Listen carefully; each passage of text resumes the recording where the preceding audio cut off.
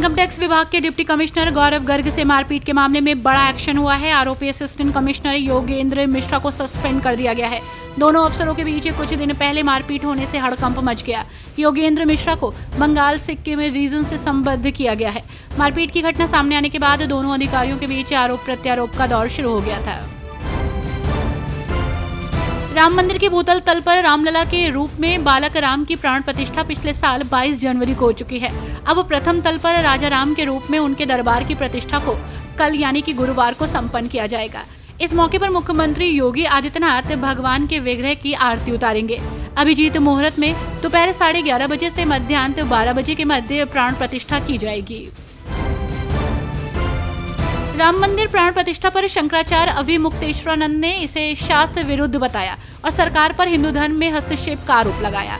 इस मुद्दे पर शंकराचार्य अविमुक्तेश्वरानंद प्रतिक्रिया देते हुए कहते हैं कि प्राण प्रतिष्ठा तो हो चुकी है, अब क्या? इसका मतलब है कि पहली प्रतिष्ठा गलत थी, अब शिखर बनने के बाद प्रतिष्ठा हो रही है। आपने जो कुछ भी किया वो गलत था। फिर से वहाँ जो शिखर प्रतिष्ठा आदि कार्यक्रम होंगे वो इस बात को प्रमाणित करेंगे कि जो पहले प्रतिष्ठा हुई वो धर्म शास्त्र के विरुद्ध थी, हिंदू धर्म के विरुद्ध थी।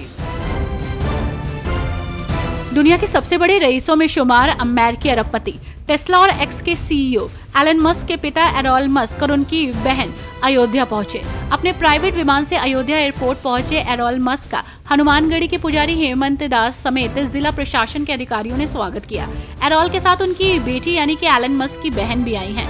एरॉल मस्क और उनकी बेटी ने अयोध्या एयरपोर्ट पर मीडिया से बातचीत भी की। आरसीबी की फाइनल में हुई जीत पर हनुमानगढ़ी के उत्तराधिकारी महंत ज्ञान दास महाराज और महंत संजय दास का बयान सामने आया है, क्योंकि 10 दिन पहले विराट कोहली यहां दर्शन करने पत्नी के साथ पहुंचे थे। महंतों ने बताया कि विराट और अनुष्का ने हनुमानगढ़ी का आशीर्वाद लिया था। उन्होंने यहां आशीर्वाद लिया और जीत की दुआ की। उस दिन ये निर्धारित हो गया था कि ट्रॉफी विराट कोहली ही लाएंगे। हनुमान जी ने कोहली का बेड़ा पार कर दिया, तभी पहली बार ट्रॉफी मिली है। यूपी के भदोही जिले में महानिदेशक स्कूल शिक्षा ने जिला बेसिक शिक्षा अधिकारी रहे भूपेंद्र नारायण सिंह के खिलाफ फर्जी डिग्री पर सरकारी नौकरी पाने के मामले में जांच के आदेश दिए। राजधानी लखनऊ में हुई लिखित शिकायत के आधार पर महानिदेशक कंचन वर्मा ने निदेशक माध्यमिक शिक्षा लखनऊ को तथ्यों के आधार पर जांच कर रिपोर्ट सौंपने का आदेश दिया। इस खबर से जनपद सहित पूरे शिक्षा विभाग में हड़कंप मच गया है। हालांकि इस बारे में बीएसए ने इसे अपने खिलाफ साजिश बताया है। उत्तर प्रदेश की बिजली दरें एक बार फिर बढ़ सकती हैं। यूपी पावर कॉर्पोरेशन ने बिजली दरों में 30% बढ़ोतरी का प्रस्ताव पेश किया है।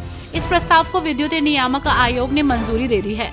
अब इस पर जुलाई में सुनवाई होगी। सुनवाई के बाद फैसला होगा कि बिजली दरें बढ़ेंगी या नहीं। आयोग ने बिजली कंपनियों को 3 दिन में आय व्यय का पूरा ब्यौरा सार्वजनिक करने का निर्देश दिया है। दरोगा बनने का सपना देख रहे युवाओं के लिए अच्छी खबर आई है। उत्तर प्रदेश सरकार ने उप निरीक्षक भर्ती में उम्र की अधिकतम सीमा में 3 साल की छूट देने का फैसला किया है। ये छूट एक बार के लिए सभी वर्गों के अभ्यर्थियों को दी जाएगी। भर्ती प्रक्रिया जल्द ही शुरू होगी और इसके लिए विज्ञापन भी जल्द ही जारी किया जाएगा। गृह विभाग की ओर से यह आदेश जारी कर दिया गया है। केंद्र की मोदी सरकार जस्टिस यशवंत वर्मा को हटाने के लिए महाभियोग लाने की तैयारी में जुट गई है। आगामी मानसून सत्र में ये प्रस्ताव लाया जा सकता है, जिस पर बीजेपी सांसद ब्रजलाल का बड़ा बयान सामने आया है। उन्होंने मोदी सरकार के इस फैसले का स्वागत किया है और जस्टिस वर्मा पर हमला करते हुए उन्होंने कहा कि वो देश की न्याय व्यवस्था पर काला धब्बा बन गए हैं, उन्हें महाभियोग के जरिए हटा देना चाहिए। प्रयागराज में काशी और कामायनी एक्सप्रेस में बम की झूठी सूचना देने वाले की तलाश जारी है। सर्विलांस से पता चला है कि युवक यूपी के बाहर के हैं। एसपी जीआरपी के निर्देश पर विशेष टीम गठित कर दी गई है। पहले भी काशी एक्सप्रेस में बम की सूचना मिल चुकी है। पुलिस जांच में जुटी है और आरोपी को जल्द पकड़ने की बात कह रही है।